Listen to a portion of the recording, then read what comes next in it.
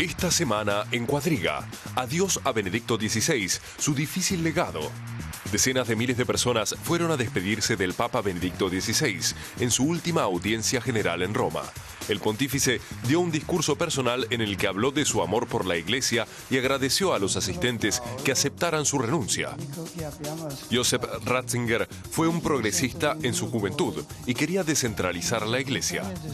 Pero ya como Papa Benedicto XVI bloqueó los intentos de liberalizar la doctrina católica, decepcionando a muchos fieles. ¿Cuál será el legado de Joseph Ratzinger? ¿Fue un papa duro y dogmático o un comprometido defensor de la fe? La moderación corre a cargo de Maricel Drasser.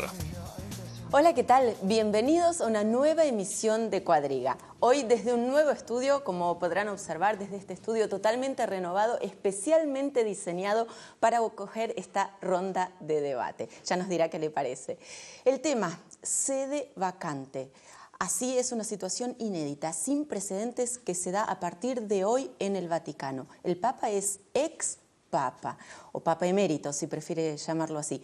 Momento entonces adecuado para hablar de su legado. De esto y de los desafíos pendientes estaremos hablando junto a mis invitados, que paso a presentarles. Nos acompañan hoy Dina Fernández, gracias por haber venido, recién aterrizada desde Guatemala, es periodista de origen guatemalteco, se licenció en Antropología Cultural en la Universidad del Valle de la ciudad de Guatemala y posteriormente cursó una maestría en periodismo en la Universidad de Columbia en Nueva York. Actualmente es columnista del diario guatemalteco El Periódico. También Rosalía Sánchez Gutiérrez, es periodista de origen español y tras su formación en Salamanca trabajó para diversos medios. Vivió y trabajó en Colombia durante un largo tiempo y luego regresó a España. Hoy es la corresponsal en Berlín de la radio española COPE y del periódico El Mundo. Y también Rodrigo Zuleta, es periodista de origen colombiano. Tras concluir sus estudios de filosofía y literatura en Bogotá, comenzó su carrera periodística en el diario colombiano La Prensa. Doctorado en Filología por la Universidad de Bochum, trabaja desde 1997 para la agencia española de noticias EFE como corresponsal en Alemania. A los tres, gracias por haber venido. Y la pregunta central entonces, ¿cómo pasa Benedicto XVI a la historia? Bueno, después de 600 años que un papa no renuncia, creo yo que ante todo como el papa que vuelve a renunciar. Es un papa, como lo dijiste en la introducción, que ha querido regresar a las raíces de la Iglesia, un papa que ha marcado diferencia, igual que Juan Pablo II, con los curas de la teología de la liberación en Latinoamérica, y pues un papa que escribe muchísimo y que peleó la guerra contra el relativismo cultural de Occidente.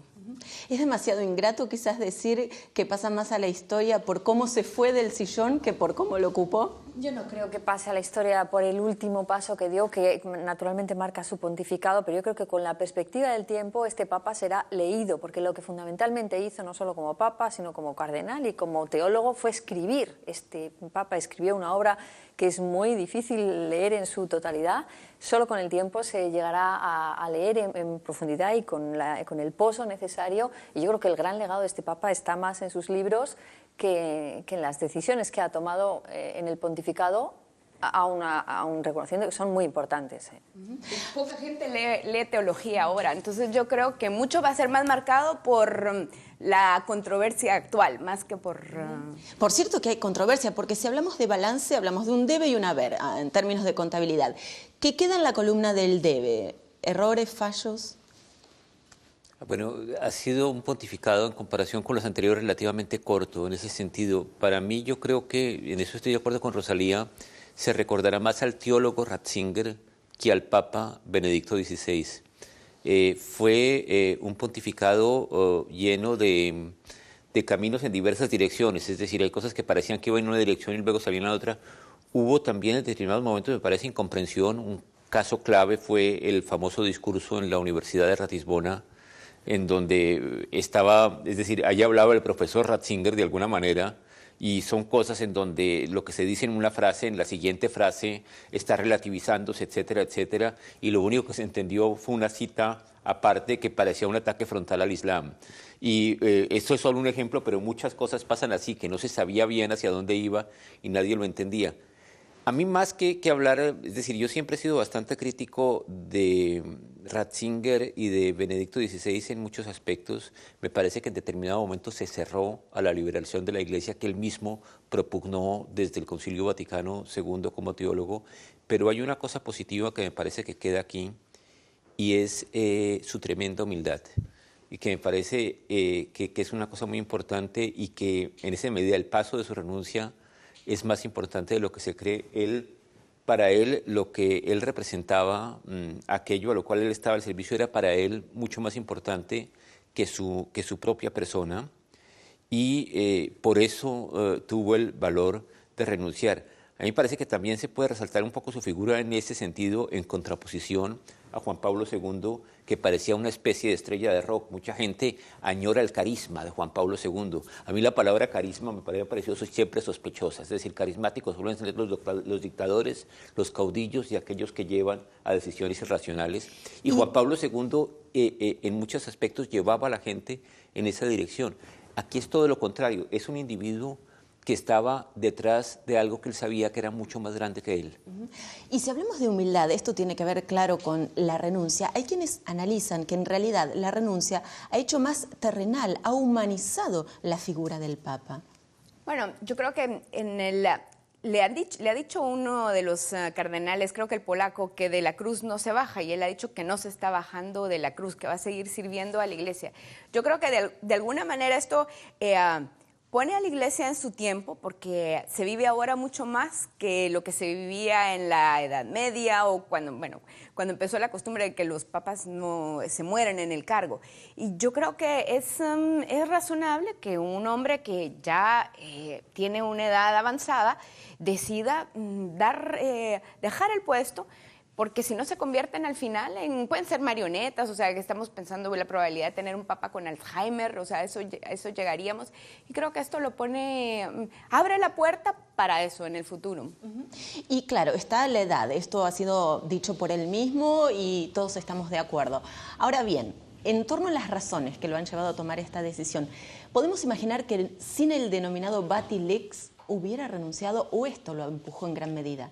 Creo que no lo podemos decir porque no lo sabemos y probablemente no lo sepamos nunca. Es que esa decisión está tan en la intimidad de Joseph Ratzinger que yo no me atrevería a decirlo. El motivo de la decisión es esta.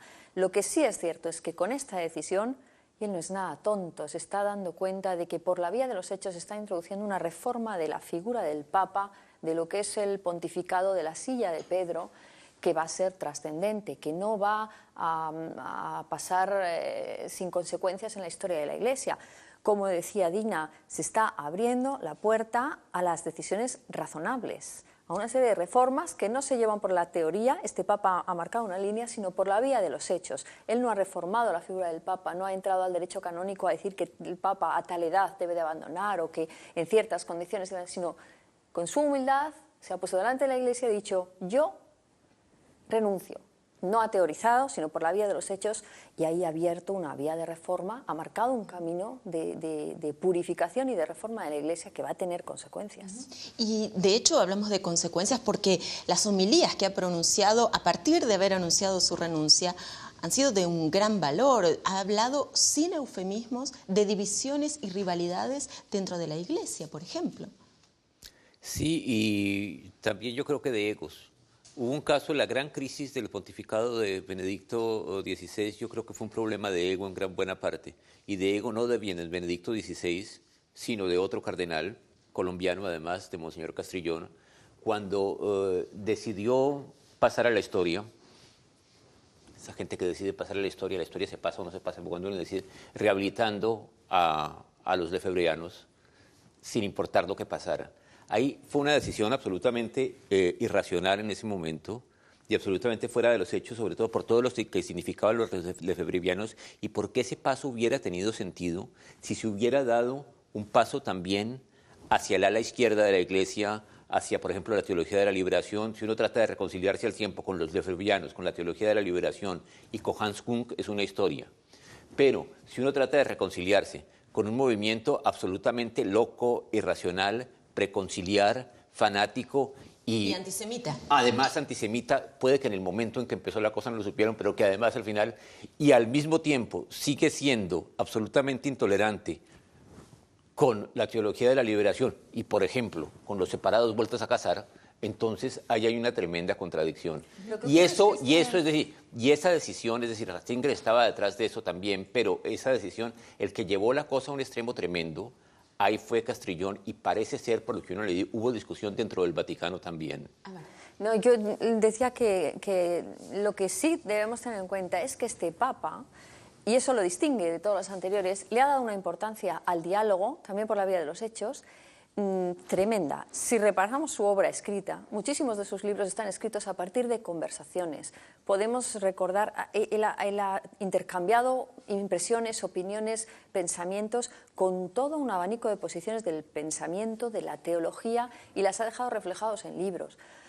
Pensemos en aquel fascinante diálogo de Ratzinger y Habermas, por ejemplo, que queda para la historia. Digo, él le ha dado una importancia al diálogo tremenda. Ahora, es un diálogo filosófico. Antes nos preguntábamos por el haber de este Papa y por el debe, ¿no? En el debe yo creo que es importante anotar, eso se le ha quedado por hacer al Papa, cerrar ese cisma que en el 88 se abrió con los lefebvrianos y que ahí queda en la Iglesia. Ellos no aceptaron el Concilio Vaticano II, eso queda en el debe. Queda en el debe también el Wikileaks, es decir, este Papa ha cogido el informe del Wikileaks y yo no sé si lo ha leído, pero apenas sin leerlo se lo pasa al siguiente Papa que venga. Él no ha hecho nada. Eso es una tarea que queda pendiente. Queda pendiente una tarea de comunicación. Este ha sido un Papa de una gran profundidad, pero que de alguna forma no ha sabido llevar su mensaje al mundo. Su mensaje ha quedado en sus textos y con el tiempo se acabará descubriendo. Pero bueno, es otra de las cosas que queda en el debe, Se dejó cosas por hacer. ¿Cómo se vive dentro del haber? Yo quisiera añadir algo dentro del haber que es importante, y es que fue el Papa que enfrentó la situación de los escándalos de abuso sexual. Fue él quien inició la investigación de Marcial Maciel y los Legionarios de Cristo en México, quien tiene que cerrar esa investigación, porque probablemente en el Vaticano así se le pidió, y que ya siendo Papa Benedicto XVI retoma esa investigación y la lleva hasta sus últimas consecuencias. Yo creo que eso es muy valioso. Ahora, y tampoco se le ha podido dar el peso porque se le sigue reclamando que los escándalos, que los abusos se dieron. Efectivamente se le sigue reclamando. Las víctimas de abusos sexuales por parte de sacerdotes no están conformes. Dicen que en realidad fue más que nada declamativo lo que hizo Ratzinger y que hay muy pocos sacerdotes religiosos en definitiva ante los juzgados. Vamos a ver, declamativo. Este Papa ha reformado el Código Canónico, que es la legislación, el derecho por el que se rige la Iglesia de todo el mundo, ha convertido en delito canónico, por ejemplo, la posesión de pornografía infantil por parte de cualquier sacerdote. Eso se ha convertido en delito canónico, eso está sobre el papel y sobre esos hechos son juzgados. Este Papa ha dado la consigna y ahí ha dado un giro tremendo en la política que se venía llevando a cabo en la Iglesia sobre este tema, de cualquier sacerdote pederasta debe ir a los tribunales. Y esa ha sido su línea y esa ha sido su consigna, cuando hasta este Papa lo que se venía haciendo era, discretamente retirar taparlo, a este sacerdote. Secreto, bajo yo no la diría alfombra. yo no diría tapar, pero limitarse a llevarlo de un sitio a otro, evitar el escándalo. Este Papa ha dicho no. Lo primero es la justicia y el perdón no evita cumplir con la justicia. ¿Cómo se vive este proceso en Latinoamérica? Porque la percepción que se tiene aquí en Europa es muy distinta, en muchos aspectos mucho más crítica que la cercanía que se siente por las calles de Guatemala. Contanos esto porque acabas de llegar. Es que en Latinoamérica la herida está supurante, entonces el reclamo va a estar contra la figura que esté ahí para recibir estos reclamos, que durante muchísimo tiempo no se pudieron investigar y tomar. Entonces, eso mira, si tú miras en internet, por ejemplo, cualquier cosa que se pone sobre el Vaticano, la gente se expresa sobre la herida y el dolor que siente de que no se atendió en el momento. Pero yo creo que con el tiempo, así como decía Rosalía, en el tiempo esto se tendrá que valorar, porque este Papa ha pedido que se formen protocolos para identificar a los sacerdotes pederastas y para evitar que esto se repita. Y ha sido un poco la curia y los sacerdotes quienes en algunas ocasiones no han querido ser lo suficientemente abiertos. Esto, por ejemplo, es el caso de México. En el caso de México son los mexicanos los que encontraban antes en Juan Pablo II una figura que les acogía y les alcahuetaba alcahueteaba en alguna forma los problemas. Y Benedicto ha sido el que les ha dicho, no señores, aquí se pone disciplina. Hay otros temas también claves que hacen a la hora del balance de estos casi 8 años de pontificado. Hablemos del Banco Vaticano. Una de las últimas acciones del ahora ex Papa ha sido designar al titular del IOR. Y claro, hay quienes han levantado su voz crítica porque en realidad es un alto ejecutivo de una naviera que, entre otras cosas, fabrica barcos de guerra. Sí, bueno, ahí la cosa es muy complicada porque hay que ver lo que estaba pasando antes en el Banco Vaticano, que era una institución sin absolutamente ninguna transparencia, que desde años atrás era objeto de escándalos permanente, y ahí yo creo que la decisión tenía que ser ante todo una decisión casi que podría decirse muy empresarial. Ahora, si sea la solución correcta o no, no lo sé. Es una cosa así, es de alguna manera el último rezago del poder temporal de la Iglesia, el Banco Vaticano, y bueno, hace 400 siglos la naviera no solo hubiera fabricado barcos de guerra, sino seguramente se los hubiera vendido a la Iglesia. En ese sentido estamos un poco mejor. Bien. Interrumpimos brevemente este debate interesantísimo porque tenemos un informe preparados para ustedes. Tiene que ver con que en realidad ni tanto ni tampoco, es decir, el ahora ex Papa Benedicto XVI viajó 24 veces fuera de Italia en estos casi 8 años de pontificado. Aquí le proponemos un recorrido sobre algunos de los principales hitos. El Papa Benedicto XVI no fue el que más viajó en la historia, pero tampoco evitó salir del Vaticano, ni siquiera a causa de su edad avanzada. Uno de sus viajes más importantes fue a Cuba. Benedicto llevó un mensaje político y se reunió con Fidel Castro, en una muestra de que la Iglesia estaba lista para conversar con un viejo rival. También intentó mejorar las relaciones con otras religiones. Sin embargo, durante una visita a Alemania, hizo un comentario relacionando al Islam con la violencia y provocó el efecto contrario. Sus visitas a África fueron controvertidas. Su rechazo al uso de profilácticos para combatir el SIDA contradijo al pensamiento médico en boga y enojó a muchos africanos. Una muestra de que su mensaje no siempre fue bien recibido por sus anfitriones. Efectivamente, una muestra de que su mensaje no siempre fue bien recibido. Lo cierto es que sus declaraciones sobre preservativos no se cuenta precisamente entre los aciertos del pontificado. No, a ver, digámoslo, siendo benigno con él en este caso, fue una continuación de una barbaridad que venía de antes. La cosa contra los preservativos ha sido la posición siempre de Roma, subrayo aquí lo de Roma, porque yo creo que dentro del catolicismo hay otras opiniones ahí, con respecto a los anticonceptivos en general, con el tema de los preservativos, con el tema del SIDA tienen un matiz adicional que hace la cosa todavía más dramática. Ahora, yo creo que en este punto hay una cosa que a mí me parece muy importante, y es que hay decisiones en esta materia que dentro del catolicismo no se puede esperar a que las tome el Papa, ni a que las tome Roma, sino tienen que ir haciéndose de base, tienen que irse creando una presión sobre ese tema. De hecho, con el tema de los preservativos se está haciendo, y una cosa son las comunicaciones oficiales del Vaticano, incluso de los obispos, y otra cosa lo que ocurre en las parroquias, lo que dicen los sacerdotes, los que se discuten teología, y ahí yo creo que él ha dejado una puerta abierta a lo que decía acerca de su humildad, su hecho de renunciar, su humanización con la renuncia. Ahí abre, voluntaria o involuntariamente, una puerta muy grande, y yo creo que esto es lo más importante de su pontificado para no darle tanta importancia al Papa. Y aquí, si se me permite, aunque me estoy alegrando, asociamos aquí a dos figuras que me parecen claves de este siglo, o de este siglo y del siglo pasado en el catolicismo. La una es Ratzinger, y digo conscientemente Ratzinger porque pienso ante todo en el teólogo Ratzinger, y el otro es Hans Kung, que yo creo que alguien tiene que escribir una biografía paralela de los dos. Se encuentran primero en Tubinga, los dos como profesores de teología. Los dos van al Concilio Vaticano II como los teólogos liberales de la época, los teólogos que buscaban, la interpretación normal es abrir al catolicismo a las corrientes de la modernidad.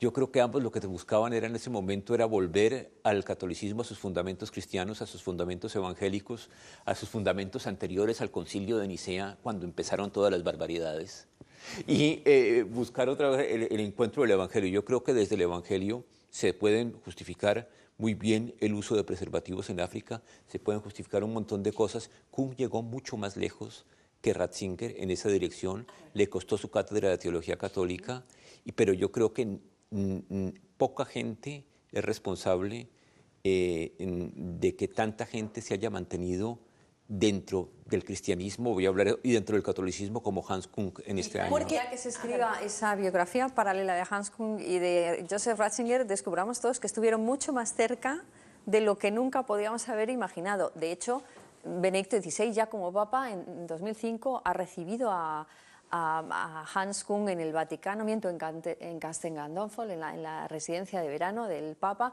Mantuvieron una tertulia filosófica como las de Tübingen, pero actualizada, y han estado intercambiando correspondencia hasta hoy en día, y probablemente lo siguen haciendo ahora que sea Papa emérito. Pero hay que también salvar una diferencia. Si bien Hans Kung siguió un camino libre, la diferencia es que él estuvo sin responsabilidades en la Iglesia.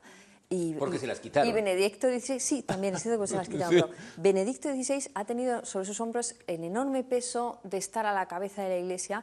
Se ha encontrado con ese muro que es la curia. Él ha querido reformar la curia. Él ha sido consciente de que había que, primero, empequeñecer la curia para hacer la Iglesia más gestionable, más eficiente. Y no ha sido capaz. Ese es otro de los debes que queda en la cuenta, ¿no? ¿Qué pasa aquí? Ratzinger, entonces, es una figura difícil de encasillar, porque más allá de sus diferencias, muy distinto ha sido su postura en el Concilio Vaticano II y en estos últimos años. ¿Cómo lo definimos entonces? ¿Conservador? ¿No tanto? Yo creo que es una persona humana, y como todos los humanos, somos personas de matices. A Ratzinger se le ha querido caricaturizar hasta cierto punto. Yo recuerdo cuando se le llamaba el Rottweiler de Dios o el Cardenal Panzer, y vemos que también él tenía otra posición. O sea, el Cardenal Panzer, su primera encíclica le escribe sobre el amor. No es el Cardenal regañón del que esperamos ahí el rayo divino, sino que escribe un texto sobre el amor. Y también impredecible, ¿no?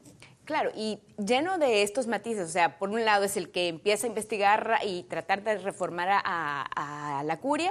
Por otro lado es también un hombre conservador que quiere regresar a las raíces. Entonces es una figura compleja, creo yo, ¿no?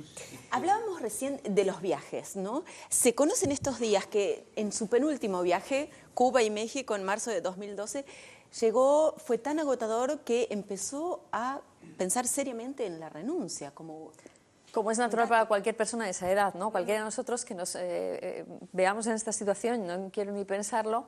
Además, él es un alemán, y los alemanes tienen esta idea muy interiorizada de ir a la renta, ¿no? a la jubilación. Llega un momento en que la actividad de la persona debe cambiar, y él lo tiene completamente interiorizado. Lo que ocurre es que, vamos a ver, pongámoslo todo en su contexto real, ¿no? Decimos, este Papa no ha viajado mucho. ¿Cómo que no ha viajado mucho? Naturalmente, si nuestra única referencia es Juan Pablo II, que fue el Papa viajero, que yo creo que pasará la historia con ese nombre, pues sí, claro, ha viajado menos. Pero si lo comparamos con cualquiera de los otros papas de la historia, este Papa ha viajado muchísimo.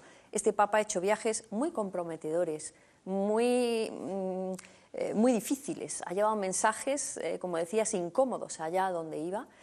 Y en ese sentido yo creo que ha sido rompedor en una línea diplomática dura de cara a llevar su mensaje hasta el lugar más difícil. Que se le haya encasillado como Papa conservador, a mí que me explique alguien que un Papa conservador es un Papa que renuncia, que dice que se va a... Después de este hecho es muy difícil que alguien más vuelva a hablar de Ratzinger como la derecha o la parte conservadora de la Iglesia. Ahora bien, había alguien que esperase que Benedicto XVI diese un mensaje diferente al uso de preservativos que el que dio. Yo sinceramente creo que nadie hubiese podido prever que la Iglesia fuese a cambiar posiciones en temas tan como la defensa de la vida, en cualquiera de las circunstancias, como el matrimonio entre un hombre y una mujer. Sí, pero un momento, de atacar los preservativos en África con una epidemia de SIDA no es la defensa de la vida, sino es todo lo contrario. Ahora, yo tampoco esperaba que diera otro mensaje, pero sí me siento la obligación, desde una perspectiva cristiana, decir que es una barbaridad. Decir que es una absoluta barbaridad en ese caso. En lo que sí quisiera meter en una cosa es el tema, la palabra conservadora es una palabra con la que tengo problemas, porque precisamente la idea de la vuelta a los orígenes puede ser en determinados momentos lo más revolucionario del mundo. Por ejemplo, lo que hace Kuhn, volviendo a Kuhn, no es otra cosa que la vuelta a los orígenes. En su libro que le costó la cátedra de Teología Católica, que se llama Infalible, que pone en duda el dogma de la infalibilidad papal, lo que hace precisamente es mostrar que el dogma de la infalibilidad papal es un dogma que viene del Concilio Vaticano I, que en el cristianismo primitivo había un principio que era la superioridad de los concilios sobre el Papa. Entonces pasa a decir que el dogma de la infalibilidad papal no tiene ningún sentido y que puede ser perfectamente cuestionable. En otro de sus libros, en Huellas, que es un libro del diálogo, pone en duda incluso el dogma de la divinidad de Cristo.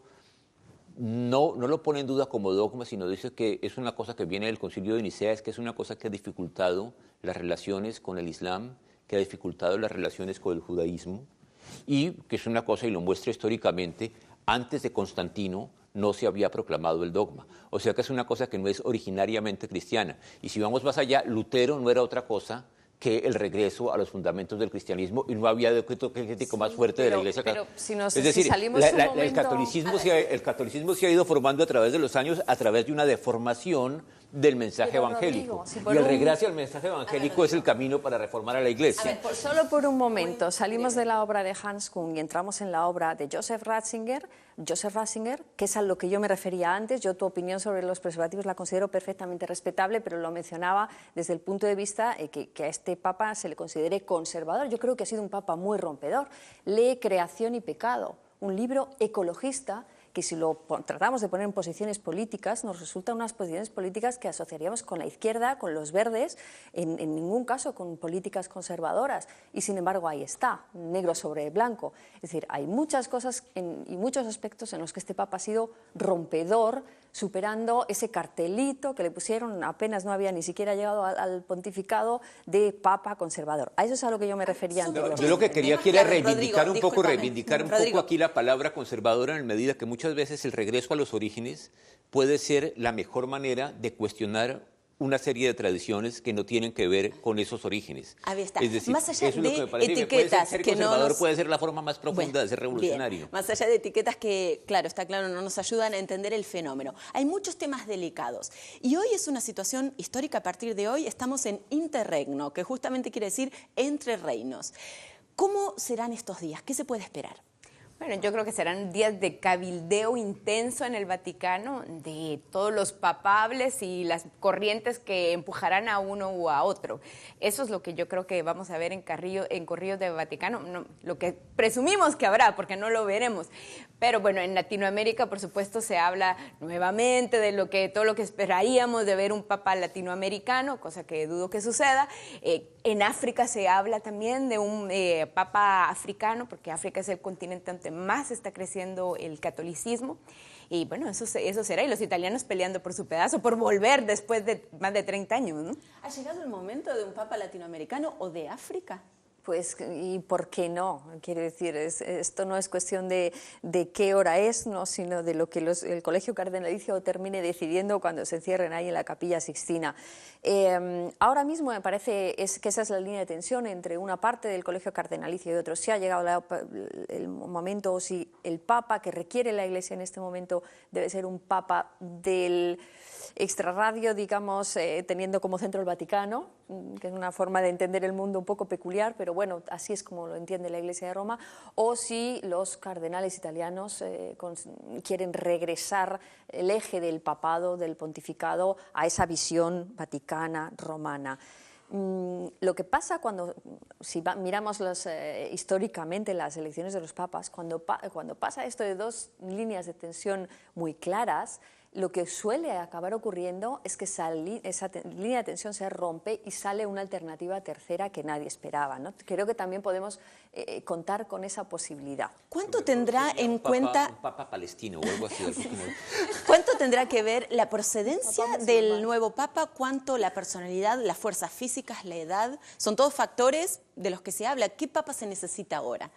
Yo creo que será un papa que de alguna forma, mi presunción es que va a poder llevar la fiesta en paz con un papa emérito vivo todavía, porque esto es otra de los retos que tendrá este papa en el inicio, por lo menos, de su pontificado, que no ha habido papas que estén llevando una línea, guiando a la iglesia, mientras hay otro papa vivo. Entonces yo creo que será en el orden de Ratzinger todavía, al menos mientras viva. De hecho, el hermano del ex papa ha dicho que en realidad al ex papa le gustaría asesorar al papa futuro, si este lo permite. ¿Influirá en el nuevo pontificado? ¿Influirá incluso en el cónclave de una manera más o menos explícita? Bueno, la influencia que podía ejercer en el cónclave ya la ha ejercido desde el punto de vista de que él ha sido muy activo nombrando cardenales y de alguna forma ha nombrado a los cardenales que ahora van a elegir un papa. Yo creo que esa ha sido su influencia indirecta y descarto que ahora él vaya a estar ahí, digamos, de alguna forma penetrando los muros vaticanos que se cierran cuando se retiran a inspirarse por el Espíritu Santo los cardenales. En ese sentido, no. Ahora, ¿qué papa necesita ahora la Iglesia? Yo creo que es muy importante y creo que se ha visto en este pontificado que la Iglesia necesita un papa muy capaz de comunicar, no solo de pensar y de teorizar en profundidad como ha sido este papa, sino además de saber trasladar ese mensaje al mundo. Hace falta un papa con una gran capacidad ejecutiva. Ha quedado en evidencia, el Wikileaks ha puesto en evidencia lo difícil que es manejar a la curia y que hace falta un papa de verdad con una capacidad ejecutiva prodigiosa y hace falta un papa que hable español. Es lo que pienso. No sé si un papa latinoamericano o no, yo no me atrevería a decirlo, pero sí un papa que hable bien español. Un papa joven, creo yo, más joven entre lo que se puede ser mientras se es cardenal, porque no puede ser otro papa muy corto. Tú vienes de Latinoamérica, conoces muy bien la región. ¿Deberá hablar español o portugués quizás el próximo papa? Porque claro, la región con mayor cantidad de fieles es Latinoamérica, pero esta no es la proporción en el colegio cardenalicio. ¿Cómo se terminará por evaluar esto? Deberá hablar español, es decir, yo a veces cuando en medio de la discusión estaba pensando, si yo conozco algunos cardenales latinoamericanos y cuando pienso en algunos de ellos, prefiero que el Papa no sea latinoamericano, ante el peligro de que sea alguno de ellos. ¿Por qué? Porque, es decir, a mí no me parece fundamental la nacionalidad, si el Papa es latinoamericano o esquimal, me parece absolutamente secundario. Es más, ya desde el punto de vista acerca de dónde venga, me atrevo a pensar que tal vez sea mejor que sea un papa europeo y voy a explicar por qué. Precisamente por lo mismo, por la importancia de África, de Asia y de Latinoamérica, yo creo que cualquier papa que viniera de esas regiones despertaría una expectativa que se ocupara excesivamente de los intereses de esa región concreta del mundo, lo cual probablemente no haría. Además, no haría porque no es su función y además porque no haría, porque si lo eligen papa piensa en otras cosas. Entonces yo creo que la única región del mundo que tiene la suficiente visión global del mundo para asumir las preocupaciones de todas las regiones, de momento yo creo que sigue siendo Europa. Yo lo veo demasiado eurocéntrico. Creo que deberemos hacer... Sí, eso lo dice, pero vuelvo a la palabra eurocentrismo, que me parece una palabra muy problemática. Pues la cultura europea viene de una frase que solo sé que no sé nada, es decir, la cultura europea es parte del cuestionamiento permanente de sí mismo. Entonces, no hay idea más eurocéntrica que la acusación de eurocentrismo contra la cultura europea. Pero ¿por qué no? ¿Por qué no un papa latinoamericano que incluso nos ayude a los europeos y nos enseñe otra manera de ver el mundo solo porque se ve desde otro punto de vista, ¿no? Porque desde otro lugar del planeta? Por ejemplo, Óscar Rodríguez Madariaga, de Honduras, ha dicho ya que él en realidad no se siente apto. ¿Esto lo saca de la dijo lista? Ratzinger dijo que no quería el papado. O sea, yo creo que como en muchas posiciones de poder o de candidatearse, lo primero que hay que decir es que no se aspira. Y luego pues ya las cosas se pueden dar. No se trata de un cargo para el cual se pueda lanzar la candidatura y ser campeón abierto. Y se pueden prever los resultados, porque hay una máxima que dice, o quizás se siga fiel a esto, que el que entra en realidad como papa al cónclave sale como cardenal. Bueno, se puede estar atento a señales que van surgiendo, por ejemplo, que ha dicho Robert Zolich, el presidente de la Conferencia Episcopal Alemana, que él sí abiertamente pide un papa latinoamericano o africano, es decir, cree que es el momento de cambiar la perspectiva desde la que la Iglesia ve el mundo, no el mensaje esencial, sino la perspectiva. Bueno, pues se puede ir tanteando qué están diciendo los cardenales, que definitivamente se van a encerrar en la Capilla Sixtina. Pero yo de verdad me siento incapaz de hacer predicciones en este sentido. Escucho a los expertos vaticanistas, que es una especialidad, vamos, dificilísima, muy complicada, y lo que dicen ellos es esto: la cosa está entre un par de cardenales italianos, hay un canadiense que podría tener opciones, o una sorpresa, una tercera vía que no nos Ahora, la única vez que han acertado estos expertos ha sido con Ratzinger. Antes a Wojtyla nadie lo tenía en la lista, Albino Luciani tampoco. Es decir, es una cosa, es decir, los expertos vaticanistas siempre tienen reflexiones muy interesantes y muy fructíferas para la discusión teórica, pero si alguien quiere apostar, entonces es mejor no oírlos. Es decir, porque... El cardenal canadiense creo que tiene vínculos muy cercanos con la Iglesia latinoamericana. Yo voy a decir algo que tal vez suene mal en Europa, pero yo, con lo racista que todavía es Europa, y perdón por decirlo, me extrañaría, no digo, que ver que de verdad eligieran a un papa latinoamericano o un papa africano. Hay quienes analizan, por ejemplo, que en realidad el mundo no está preparado, entre comillas, por supuesto, para ver la foto de un papa africano en los diarios al día siguiente. Bueno, hemos visto ya un presidente como Obama y yo creo que está bien. Claro que se desataría aquella habladuría sobre el fin del mundo inminente en base a las profecías de no sé quién, pues claro, pero al final la cosa es que lo vemos ahí a Obama siendo presidente de los Estados Unidos y ganando un segundo mandato. Yo creo que el mundo está suficientemente globalizado para aceptar la imagen de un papa africano. Es más, creo que la Iglesia estaba ya globalizada antes que el mundo. Es decir, yo esto no lo acabo viendo un problema. Es más, son más líneas teológicas, y lo que los cardenales se van a plantear es el papa que en este momento necesita la Iglesia. Es decir, saben que hay muchos cardenales que podrían y que serían aptos, que serían papables, ¿no?, como se dice en el argot del Vaticano, y sin embargo estudiarán cuál de ellos, en estas circunstancias tan peculiares en las que está ahora mismo la Iglesia Católica, puede cumplir un papel determinado. Un punto muy delicado. Electores acusados de encubrir delitos sexuales, ¿deberían participar o deberían excusarse del cónclave? Hay quienes ya han dicho que no participarán por esta razón, como el arzobispo de Edimburgo. Yo creo que se deberían excusar. Yo creo que no le hacen un favor a la Iglesia, enturbiando la elección de este papa con la discusión sobre lo que ellos han hecho y sobre la crisis que provocaron en la Iglesia, que es una de las más graves que ha tenido la institución en sus 2000 años de existencia. Yo creo que sería muy bien si se quedaran en su casita y dejaran de opinar. De hecho, deberían retirarse de la Iglesia de por sí. Y hablando de retirarse de la Iglesia, el papa no se retira, pero ha renunciado. ¿Podemos esperar que otros religiosos de órdenes de todo el mundo sigan su ejemplo y después de los 80 años, por ejemplo, renuncien? Bueno, de hecho, muchos párrocos lo hacen mientras puedan hacerlo, de momento. Es decir, en otros sectores de la Iglesia la cosa no es tan sorprendente como lo puede ser al nivel de papado, de cardenales. Es decir, eso ocurre, es decir, son seres humanos, etc. A mí hay una cosa que no me gusta de la conversación, que quería decirlo, y es que le estamos dando mucha importancia a la figura del Papa, que es importante sin duda alguna, pero no es tan decisiva ni tan importante como se cree en lo que ocurre dentro de la Iglesia. Lo que discutíamos otra vez en otro programa, es decir, ¿qué es lo que entendemos por Iglesia? La Iglesia son los laicos, son los sacerdotes, son los movimientos de base, y esos están ahí. Y yo creo que las reformas no van a venir del Vaticano, sino tienen que venir de ahí. Puede que finalmente vengan del Vaticano y el Vaticano las bendiga, pero tienen que venir de la presión de las bases. Entonces no tiene sentido para la Iglesia de esperar un papa latinoamericano o asiático o una cosa así, sino tiene que haber un movimiento de base que vaya hacia arriba y no al revés. De hecho, son 1.200 millones de bautizados que esperan su máxima autoridad, que pueden aguardar en estos días. Bueno, en estos días lo que aguardan es la nueva figura en la silla de Pedro.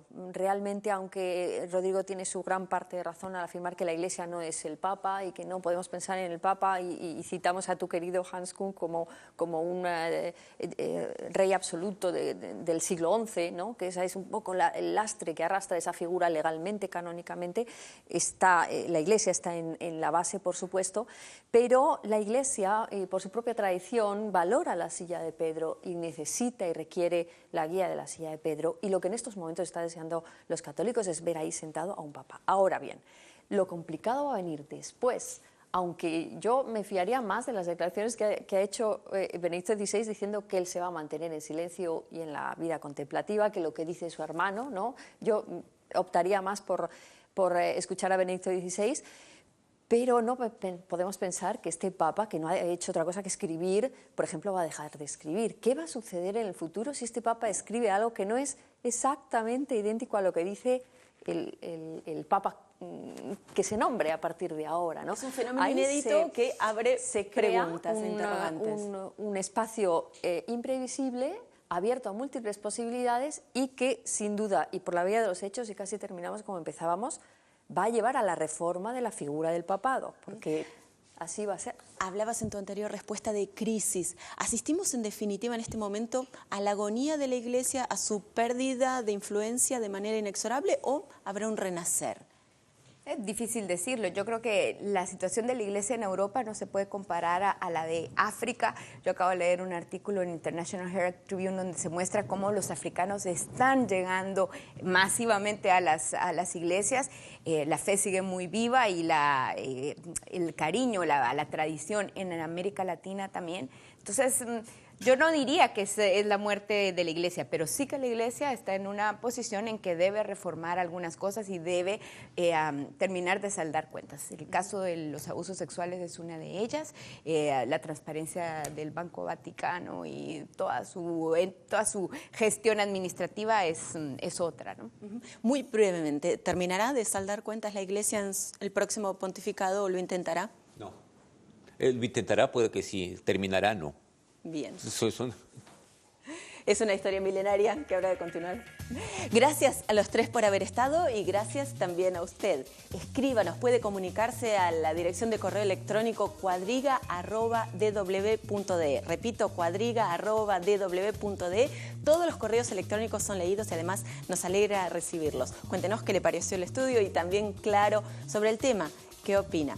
Nos estamos encontrando la próxima semana. Gracias.